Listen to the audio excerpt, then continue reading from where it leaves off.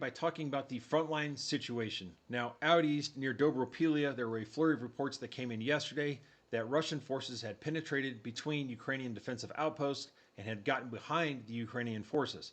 It was unclear at that time whether these were sabotage, reconnaissance, or infiltration units, or something bigger and more ominous.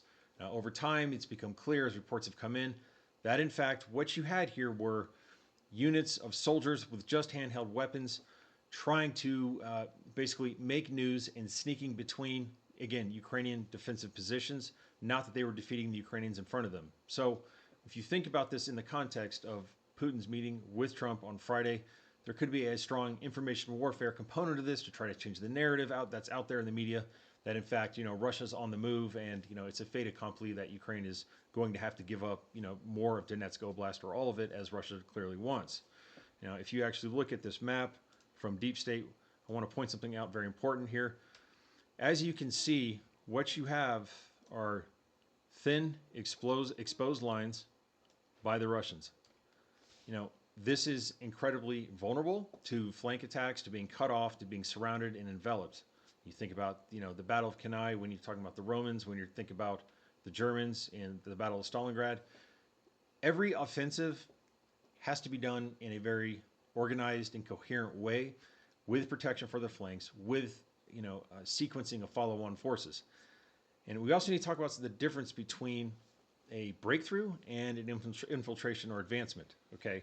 Infiltration or advancement basically means that some forces of whatever size have moved forward. It does not mean that they are necessarily going to be taking and holding territory and defeating the defensive forces that are in the same area. Okay, a breakthrough is very different. This is not a breakthrough. A breakthrough is where basically you have mechanized forces that are taking and holding territory, and they intend to keep it and destroy the defensive forces in their, that are close to them that they need to accomplish this task. So right now, based upon reports from various sources, Demon Embankment being one, but we've seen others, that basically these Russian units, which are just, again, groups of soldiers, individuals, no mechanized forces, no follow-on forces, no coordination of combined arms, are in fact being wiped out as we speak. Azov is in the vicinity. They were called in to reinforce this area. We do have, of course, over here, Kramatorsk to the northeast, which is a very important stronghold city. There is a rail line that goes through there. There are highways that go through there. It's important. I've actually lived there for a period of time when I served in the Ukrainian Armed Forces. But this is certainly an eye-opener, and it's yet another opportunity for Ukraine to learn the things it needs to improve.